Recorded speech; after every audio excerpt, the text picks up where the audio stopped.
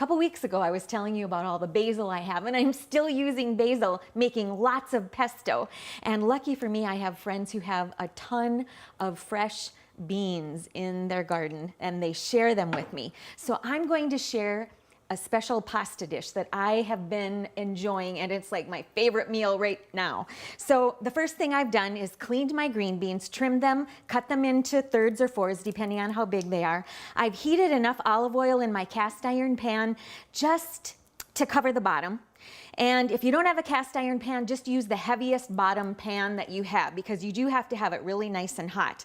Now I'm going to put a layer of beans right into the pan, and I like to put just enough in so that I have one single layer of beans so that they're all pretty much touching the surface of the pan, the really hot surface. Can you hear that sizzle?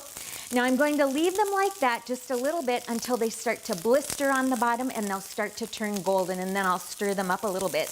Now I've already got my penne pasta cooking in the pot, and one thing about pasta, if you experience your pasta sticking together when you put it into the water, it could be that you don't have enough water in the pot.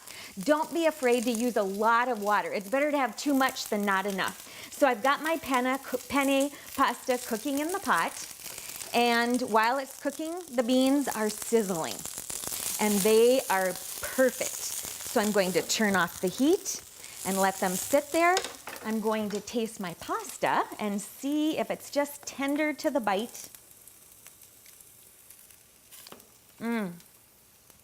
It's perfect.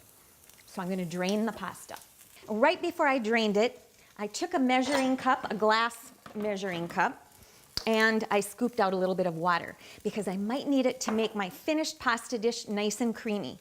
So now I'm going to add my pesto. This is my homemade pesto, but you can use your favorite pesto from the store.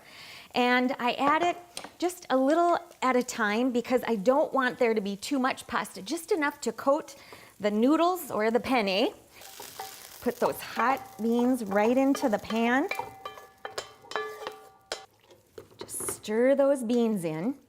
There we go. There's our finished pasta dish.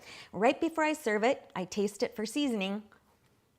It's perfect. You might need to add some salt and pepper. It's up to you, up to your own personal taste. And it's ready to dish up.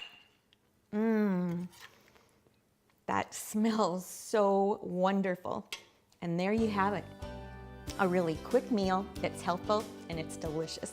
I'm Sue Doden, sharing good food for good life 365.